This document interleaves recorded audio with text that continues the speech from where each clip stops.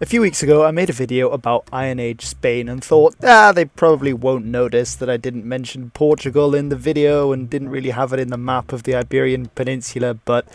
I was mistaken. And frankly, it is a shame that I didn't include Portugal, and so I will be rectifying this. And in this video, you'll be happy to see that Portugal has officially been added to the Iberian Peninsula.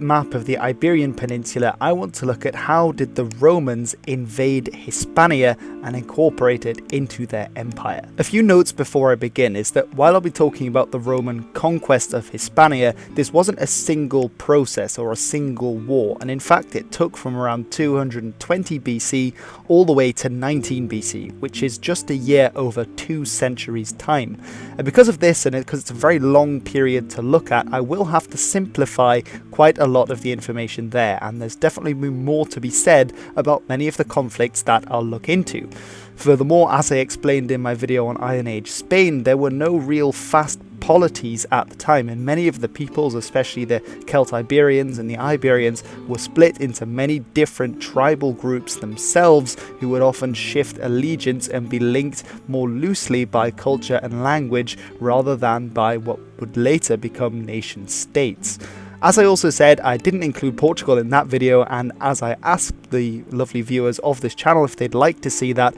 I will in the future be uploading a video on Iron Age Portugal in high definition as well.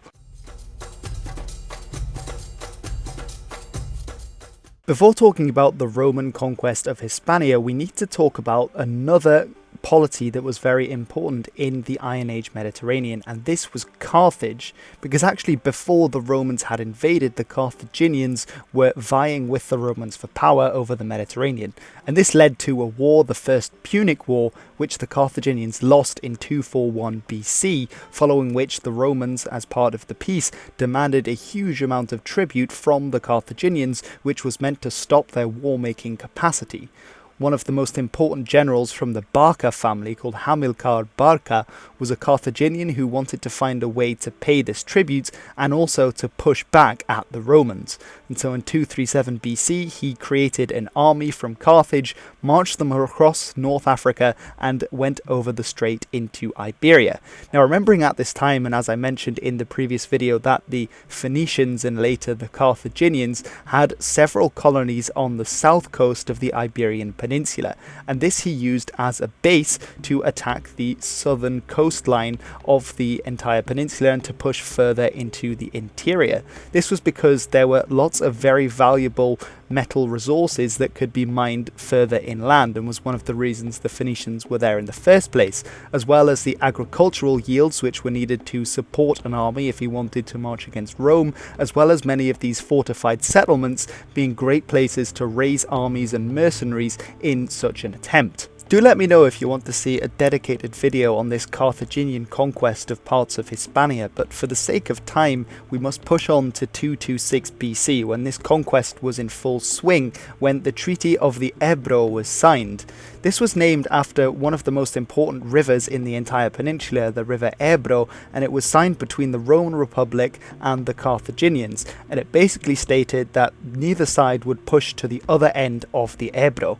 Now, to clarify here, this wasn't because the two polities were meeting on the river Ebro. It was more that these various independent city-states that were in this area were aligning themselves either with Carthage and being captured, or with the Romans from those states in Iberia that didn't want to be subject to the Carthaginians. There was a problem, however, and this was the city of Saguntum, because Saguntum, while it was on the western side of the river Ebro, officially declared that it was a vassal of Rome and that Rome was its protector. This was before the Carthaginians had pushed past into the area, but as the years went on, the Carthaginian conquests began to surround Saguntum, and the Carthaginians also attacked the city, and after an unsuccessful attempt, they were able to storm the walls and captured Saguntum for themselves, the Romans having done nothing to stop this. Now, the Roman Senate was not happy at the Carthaginian takeover in Iberia, because of course the Iberian Peninsula is not very far from Italy, and now Italy was threatened not only from North Africa, but also from Iberia. Furthermore, the Senate was displeased with the fact that the Romans had done nothing to help Saguntum, because this hurt their international reputation among the other Iberian city-states that when Rome said they would protect you, they did nothing. And so this led to war in 218 BC, the start of the Second Punic War. Command over the legions sent to Iberia was given to Publius Cornelius Scipio, but he never actually made it into the Iberian Peninsula because, as we now famously remember, Hannibal crossed the Alps, and on his way to crossing the Alps, Cornelius Scipio decided to follow him and to give him battle. Instead, command went to his relative, Gnaeus Cornelius Scipio, who pushed into the Iberian Peninsula and won several early and important victories against the Carthaginians in the northwestern part of the peninsula, pushing to the River Ebro and beyond. This was helped by the fact that various Celtiberian tribes from the interior also declared war on the Carthaginians and raided into both their cities that they had built and those of their vassals and allies in the peninsula. In 214 BC, however, the Carthaginians were able to score a great victory against many of these Hispanic tribes that were on the side of the Romans, and many of the tribes wondered whether they had made the right bet by siding with the Romans themselves. In 212, the Carthaginian forces were further reinforced by Numidians who came over from North Africa and were led by Massicina.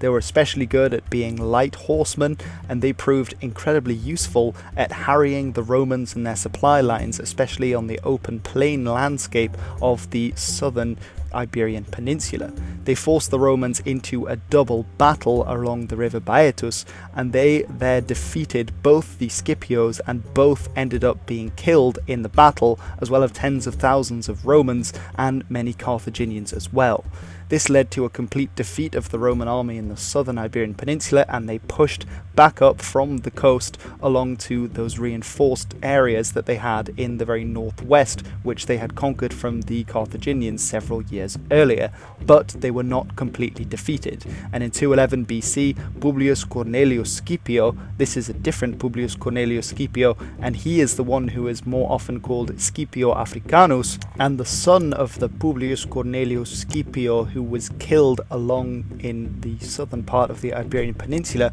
was sent to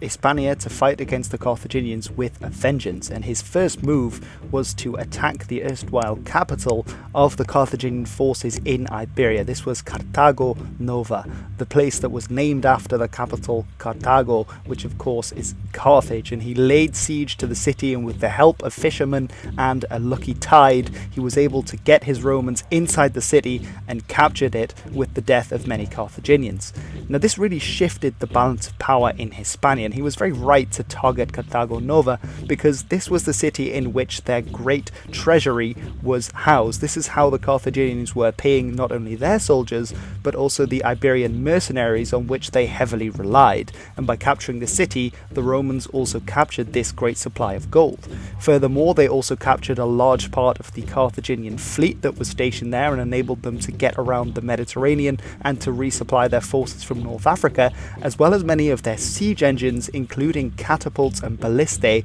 and others. Furthermore, they also found the hostages of many of the polities inside the Iberian Peninsula who the Carthaginians had taken. The Carthaginians, when securing the allegiance of various peoples in the Iberian Peninsula, would take their sons or wives or brothers and would keep them under guard so that they didn't change sides and join with the Romans. By capturing Carthago Nova, the Romans were able to release these hostages to very grateful, as you can imagine, relatives and husbands, who then switched their allegiance to the Romans now that they were no longer obligated to fight for Carthage at the expense of their relatives who would otherwise have been killed. Seeing which way the wind was blowing and having fallen out with the other Carthaginian commanders in Iberia, Hasdrubal wanted to move across to link up with his brother Hannibal, but gave battle to the Romans one more time at the Battle of Baecula, where he was spectacularly defeated and decided to push into the Pyrenees to try and join up with Hannibal,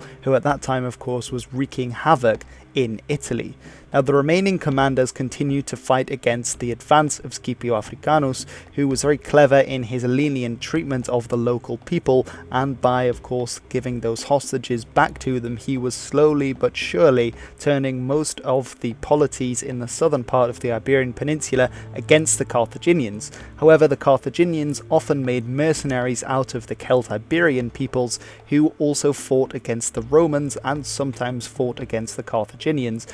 because of course we know there were many different tribal groups and polities that would often split down the middle, and some would fight for the Carthaginians and then they'd fight for the Romans. Roman advances in the south culminated in 206 with the Battle of Ilipa, which faced Scipio Africanus against the two most senior Carthaginian commanders still in the Iberian Peninsula, Mago Barca of the Barcid family and Hasdrubal Gisco, a different Hasdrubal to the one mentioned before. This battle is often seen as the greatest achievement of Scipio Africanus in battle, and it was fought close to modern-day Seville in Andalusia, the autonomous community in Spain. What he did was to arrange his forces the day before the battle with his Roman and his strongest infantry in the centre and his Hispanic allies on both of his wings. However, during the night he decided to switch up his formation and changed it so that his Hispanic allies now made the centre of his force while he put his strongest Roman heavy infantry on the wings. This confused the Carthaginians because they had placed their African elite troops in the centre to face what they thought would be the stronger units. However, in the morning they woke up and realised that they were under attack at the crack of dawn. They were unable to have their breakfasts, which of course is important if you're fighting all day in armour, and the Romans essentially had a concave battle line. It's often called a reverse Cannae, Cannae being the victory that Hannibal so famously won against the Romans by enveloping them. The Romans did that, but in the opposite order, and inflicted a crushing defeat on the Carthaginians, a defeat which ultimately signalled the end of Carthaginian dominance in the Iberian Peninsula in any significant way, and which still to this day is often seen as his biggest triumph over the Carthaginians. Following this decisive Roman victory, the Numidians started to underhandedly deal with the Romans in preparation for what seemed an inevitable Carthaginian defeat, and along with Lucius Marcius, this was now the Roman general in command of the Roman forces in Iberia, as Scipio Africanus decided to cross over into North Africa itself. He led various campaigns against remaining city-states in which remnants of the Carthaginian forces were stationed, as well as their Iberian allies. Some of these, like Castulo, actually ended up falling because there was discord between the Iberian soldiers and the Carthaginians who remained, while others like Astapa had to be stormed because they were fervently anti-Roman.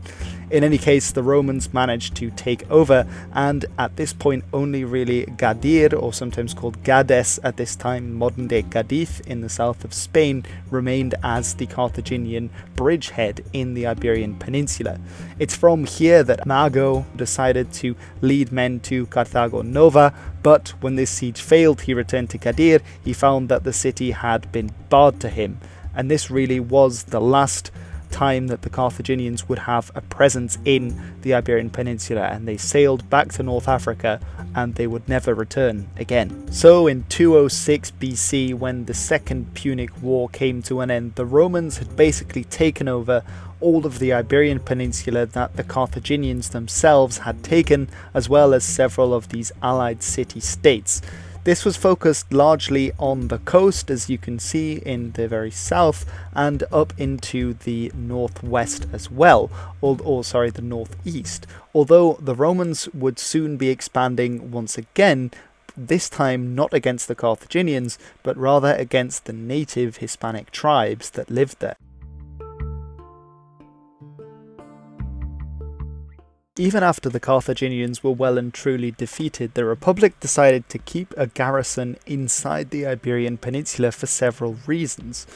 One was because there were plenty of luxury resources and goods, especially in the south, that were coming out of the mines. This of course had been the reason why the Carthaginians had invaded in the first place, for its monetary value, and the Romans too also wanted to keep a hold of this lucrative business.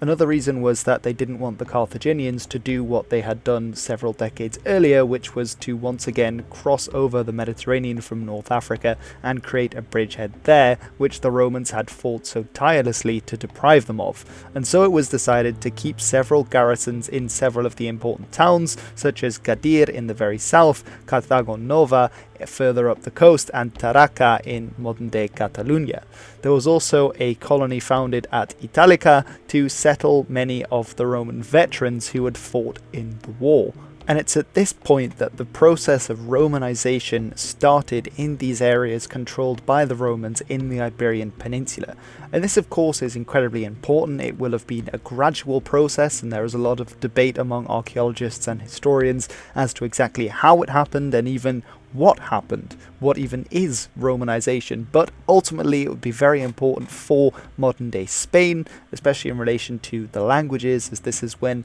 people will have switched over from speaking the various Iberian or Celtic languages that were spoken there before to the Latin tongue, although this was probably a very slow process. Along with it came Roman organization, of course, and in 198 BC we see that the areas captured by the Romans are split into two provinces. In the south, Hispania Ulterior, with the capital at Corduba, today's Cordoba, and in the north, Hispania Citerior, Taraca, which of course Citerior is the closer Hispania and Ulterior is the further Hispania.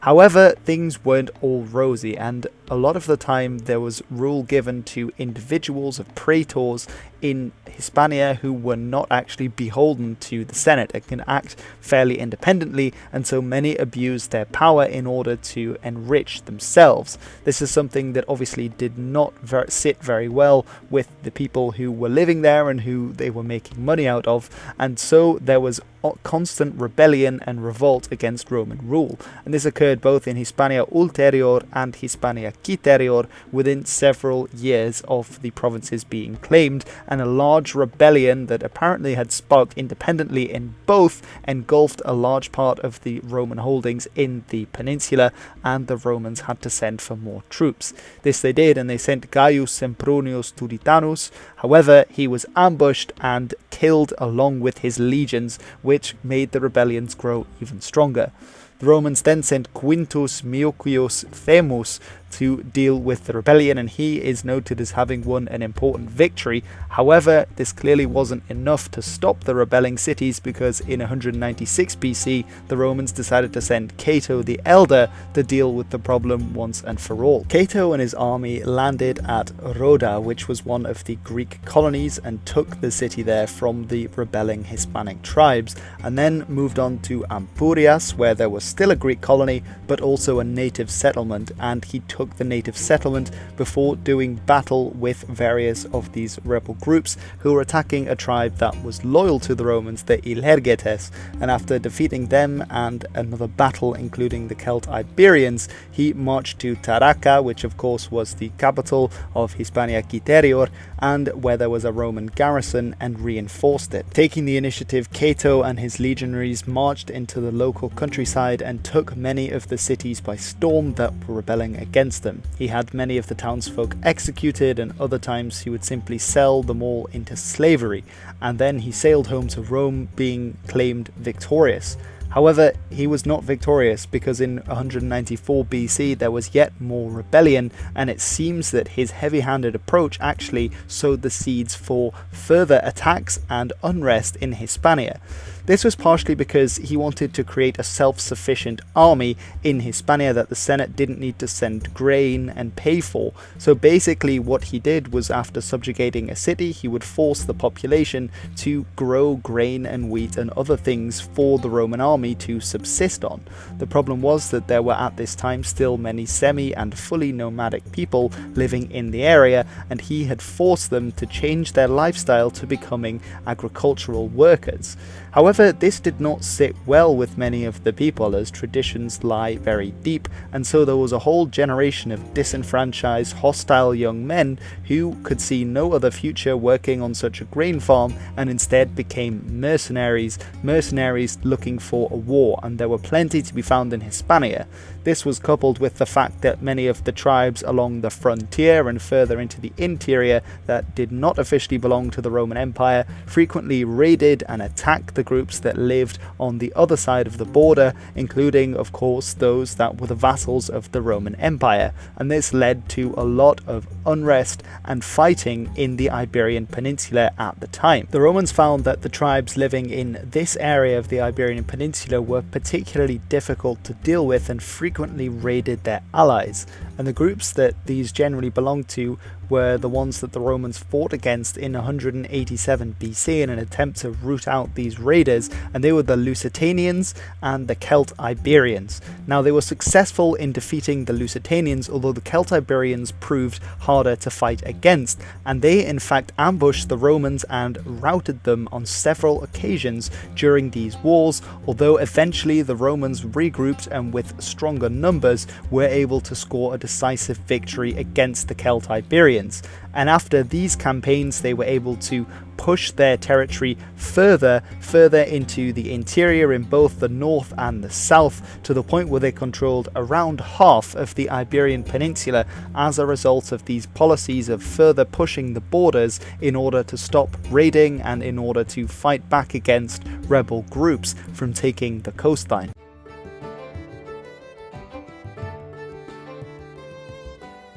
In 182, the Romans decided to put pressure on the Celtiberians, and they sent Quintus Fulvius Flaccus into Celtiberian territory, and he captured the city of Urbicua from the Celtiberians. This was not something that the Celtiberians were going to stand by and let happen, and they raised a huge force of 35,000 warriors and decided to strike back at the Romans. Now, what ended up happening is that the Romans attacked a nearby city called Aebura, and there defeated the Celtiberian forces and captured the city before moving on to the nearby city of Contrebia and taking this one as well after having defeated the Celtiberians in battle. Flaccus and his victorious army captured more cities along the way and forced others into surrender. They also pushed against the Lusones, but they were ambushed at the Manlian Pass. However, the Romans were able to win a victory, although they lost many men,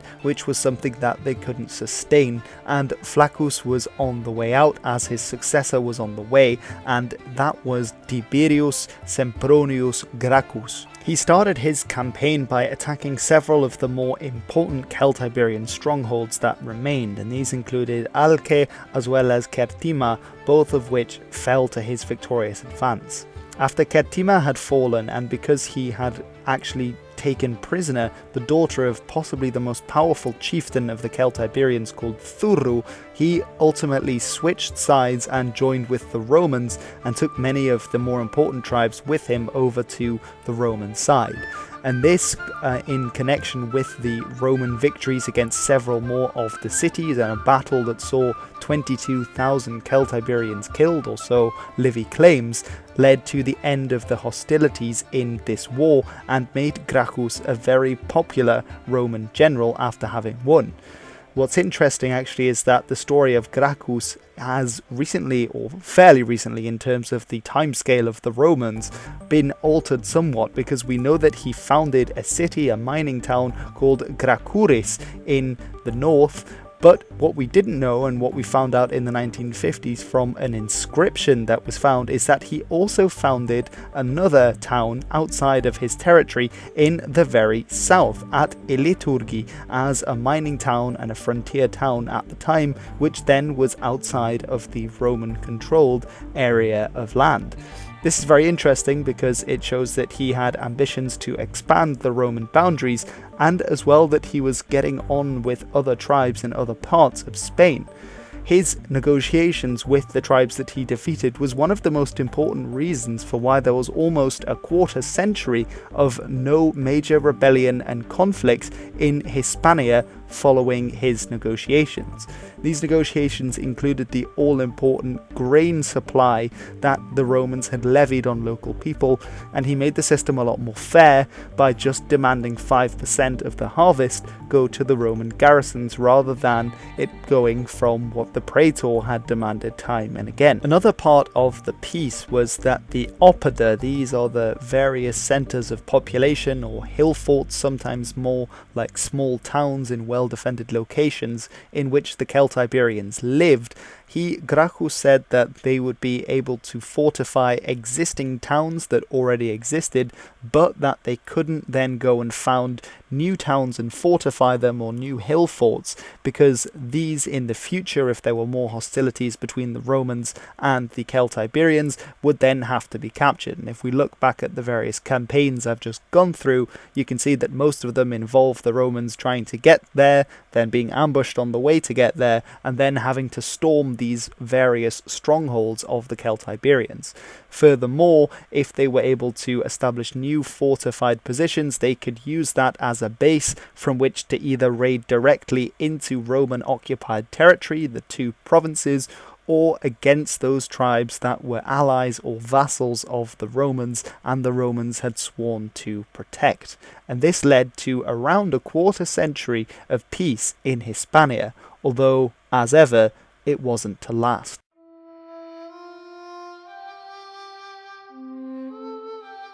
In 155 BC, war broke out between the Romans and another people, the Lusitanians, after they indeed attacked one of the vassals of the Romans close to where they lived on the western side of the Iberian Peninsula. But I'm not going to be the one to tell you about that. Hi, we're from the No History channel. It is said that in 150 BCE, the Roman legate Galba ambushed and massacred a group of Lusitanian warriors, one of the few survivors being a man named Viriatus, who would later become the leader of a great Lusitanian army and wreak havoc across Roman Iberia. If you want to know more about Viriatus and the Lusitanian War, click in the notification above or the link in the description below. Thank you, Hilbert, and enjoy the rest of the video. In 153 BC, the Romans decided to send another expedition against the Celtiberians. This came as a result of the Belli, one of the more powerful Celtiberian tribes, who the Romans claimed had broken the treaty by, in Segeda, one of their Oppida, one of the more powerful towns in the area, they had induced the people there to build more fortifications, around 7 miles of circular fortifications around this town, something which the Romans said had gone against the treaty that they had signed around 2 decades ago at the end of the first Celtiberian War, which had been accomplished by Gracchus. The Romans gathered an army of about 30,000 men and sent them to attack the Celtiberians, but the Celtiberians were ready and they ambushed the Romans in the forest and caused a great and humiliating defeat on the Roman army.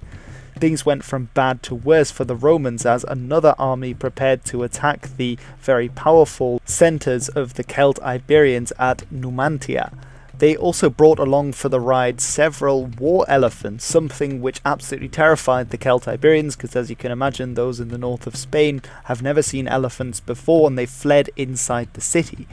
But then things unravelled for the Romans. They attacked the city's walls with their elephants, but during the carnage, a stone fell from the wall and hit an elephant square on the head, something which, as you can imagine, the elephant didn't really appreciate, and it started to rampage, which set off the other elephants, who tore around the city walls, trampling the Romans, and which in turn caused the Romans to turn away and flee. The Celtiberians, who couldn't believe their luck, sortied from the walls and slaughtered a great many Romans. Things got even worse as they successfully managed to ambush and kill the various Roman armies that were sent to come and help those besieging Numantia, and the Romans had to retreat. But even in their retreat to the winter camp, several of the Roman allied cities switched over to the Celtiberian side, including the one which contained all the Roman provisions. And the winter was particularly harsh, and so many men who were malnourished died of frostbite at the same time. The next spring in 152, command was given to Marcus Claudius Marcellus Marcellus, and he began a new campaign against the Celtiberians, capturing a town and offering leniency to those who had surrendered, which caused a few other towns to surrender. He then besieged the large centre of Achaidh and demanded that they surrender, but said that they could only do so if the three largest tribes, the Belli, Arevaki and Teti, also surrendered at the same time, and this is something that they then did, and they signed a peace accord among themselves. The problem was, however, that he was soon to be relieved of his command by a certain Lucius Licinius Lucullus, who was coming to Hispania, but before the term of Marcellus had ended, he had already signed the peace with the Celtiberian tribes. However, Lucullus was greedy and really wanted to promote himself to the Senate as a war hero, and had already seen the headlines, so to speak, that he had saved Hispania. And even though there was peace in Hispania thanks to the efforts of his predecessor, he decided to wage what is often considered an illegal war against another tribe, the Vacae. And he did this in the worst way possible, which was to attack these allies of Rome who had never actually fought against the Romans, and he attacked the city of Cauca and slaughtered many of its inhabitants. Next he marched to Itercatia, which housed many of the refugees of the Vacae who had escaped his earlier killing. He there actually got his army into quite a pickle because the army there wasn't used to the local food, and being in cramped conditions, many of them caught dysentery and died. The Roman siege works did manage to make a breach in the walls, but as soon as the Romans attacked, they were overpowered by the Celtiberian defenders and forced to retreat. He finally tried to capture the town of Pallantia, but was headed off by the Pallantian cavalry, who defeated the Romans in battle, and he was forced to sue for peace.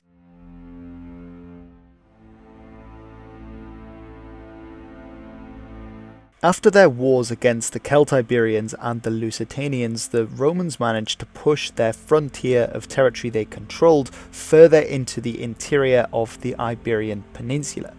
Now, they attacked the Arevaki unexpectedly when they were at the harvest in 143 BC, and this triggered another war which might in some way be considered the Third Celtiberian War, although it's more often remembered as either just the siege or the Battle of Numantia, the fall of Numantia, or as the Numantine War. Now, the Romans were led by Quintus Pompeius Aulus, and he attacked the centre of Numantia, which we've already described before, but he was heavily defeated by the Numantines, who came out against the much larger Roman force and defeated them in open battle, causing them to retreat, and the Romans had to agree a peace deal with the Numantines, who promised to pay a certain tribute to the Romans in exchange for this peace.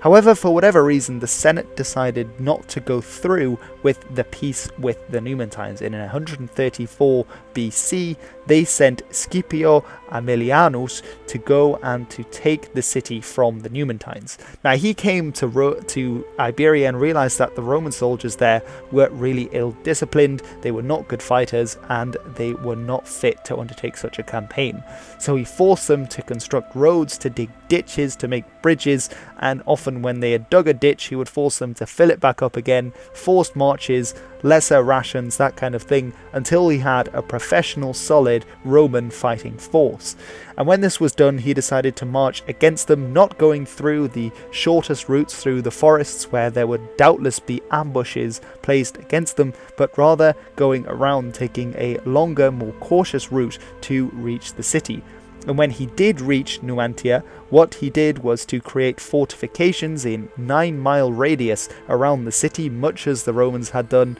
or would do at this time at Alesia when they were fighting against the Gauls with Julius Caesar. They penned in the city of Numantia and the Numantine forces within them and waited for them to starve to death. And when they went to attack the city itself, many of the Numantines decided instead that they would rather kill themselves than live as slaves. And this became an incredibly important cultural moment for people in the Iberian Peninsula, especially the Spanish, and in later times when they were fighting against the Moors, for example, or against Napoleon's forces, they would recall this event and seek to emulate it. Following this war against the Numantines and the various Celtiberian tribes around them, they pushed the border yet further to the north, incorporating more territory and subjugating more tribes into their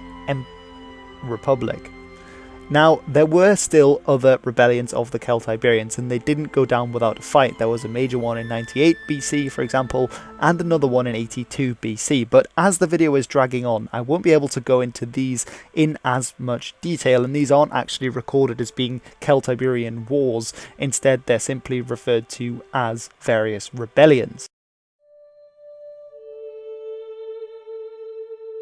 In 80 BC, the Roman rebel Quintus Sertorius, the leader of the Populares party, a rebel group that fought against the main government at the time, withdrew into Hispania and took control of the army there, despite the fact that the authorities in Hispania did not recognize his authority, and basically became the de facto power in the region. He did this by becoming the ally of several of the various tribal groups in Spain, especially in the northwest of the Iberian Peninsula, rather than Spain, of course, which didn't yet exist, and used these as allies to fight against the forces of the central government in Rome, who sent men to fight against him. These consisted largely of the tribes which we've been talking about in this video so far, the Lusitanians, the Celtiberians, and the Vacae, who of course had grievances against the Romans because of the various conflicts they'd already fought against them. Although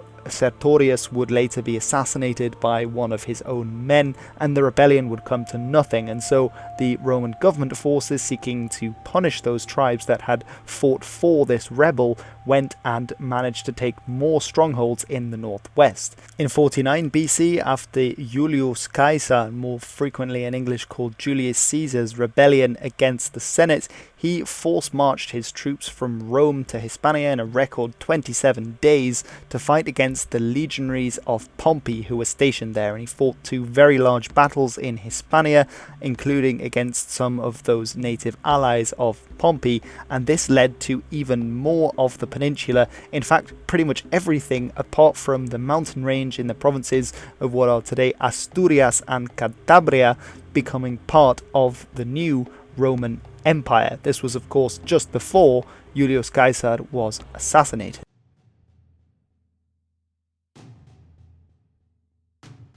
In 29 BC, Roman historians record that the last of the major wars of conquest for Hispania started. We don't really know that much else about it because the historians don't really tell us about the early years of the war, although the war did go on for rather a long time, and this was because this area, which I've been to and is an incredibly beautiful area of Spain today, is incredibly mountainous, with the mountain range of Cantabria and the Picos de Europa in Asturias, and it was inhabited by the last free tribes of Hispania, notably the Cantabrians and the Astures, both of which give their names to the provinces that are found there today, or the autonomous communities that are found there today. We do know a bit more from the year of 26 BC onwards, when Emperor Augustus, the first real emperor of Rome, decided to lead the forces against the Cantabrians there. The Cantabrians made a last stand and Augustus besieged them in the winter. Many of them starved, and others of which, like at Numantia, committed suicide, and thus he defeated the Cantabrians. However, he also had to fight against the Astures, and they actually went on the offensive despite having lost against the Romans in the previous years, and they attacked into what is today Leon, the autonomous community, so coming down from the mountains to attack the other parts of Roman control to bring the fight to the enemy. But they were betrayed by one of the tribes in their coalition, and this allowed the Romans to ambush them and to defeat them. And in 19 BC, the war was over, and the Romans had taken all of the Iberian Peninsula. The Romans consolidated their victory by reorganizing the central administration within the peninsula. Of course, the older two of the provinces that had been established after their victory way back in the Second Punic War, if you can still remember, that's where it started, was Hispania Ulterior, which is basically the region that is today Andalusia in Spain, and Hispania Citerior, which was the more northern parts of the eastern coast. They decided instead to split this into 4 new provinces. The southern Ulterior became Hispanica Baetica, the further to the north in large areas of what is today Portugal and bits of Extremadura and further north into Galicia became Hispania Lusitania, and then the very eastern side, the eastern third of the peninsula became Hispania Tarraconensis, and this remained the administrative division of the peninsula for the rest of the Romans' time there. Now, of course, with the final victory, there were many veterans in Spain and Portugal, or what became Spain and Portugal, that decided to put their roots down there. And this became incredibly important because, well, many of these people are the ancestors of today's Spaniards and Portuguese people. And of course, in terms of the culture, we've already touched on the language, and even on the actual events that occurred, such as the Siege of Numantia. These would become incredibly important markers and memories, and indeed become part of the very fabric of the culture of the Iberian Peninsula. And it all started with those wars of conquest by the Romans. Before ending the video completely, I'd like to say a huge thank you to the Reenactment Festival of Lugo, or more specifically the City Council of Lugo, which is a city in Galicia, one of the last regions to be captured actually by the Romans, who have a reenactment festival called Arde Lucus, which is all about the Roman conquest of the Iberian Peninsula. So basically exactly what I've been talking about in this video.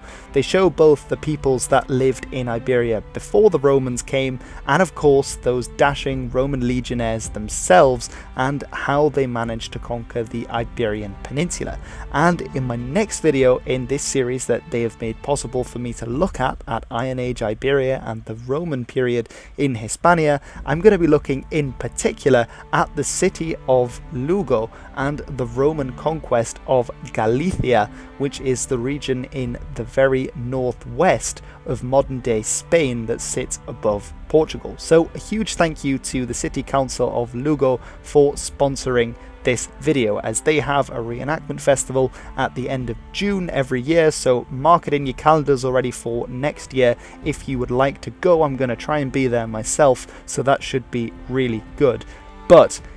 before I go on for too much longer, this is the end of what is a very long video for really what was a very long period that the Romans were in Iberia and were attempting to conquer more. From around 220 BC to 19 BC, there were 3 parts of the Iberian Peninsula that the Romans didn't control, but slowly and surely, and in various wars and rebellions and through treaties and conquest and subjugation, they did manage to capture every last square inch of the Iberian Peninsula, as well as of course the Balearic Isles, which I haven't mentioned in this video, and some other places too. Do let me know if you thought this was an interesting video, and if you'd like to see something on Carthaginian Iberia, then please do write me in the comments below so that I know, and do check out the Arde Lucus festival, that would be awesome, as well as of course Know-How's video on the Lusitanian War and Viriathus, as that will be incredibly interesting, especially for all of you who commented about Portugal in the last one. That is directly relating to the Lusitanians, who of course are very important for Portugal's history.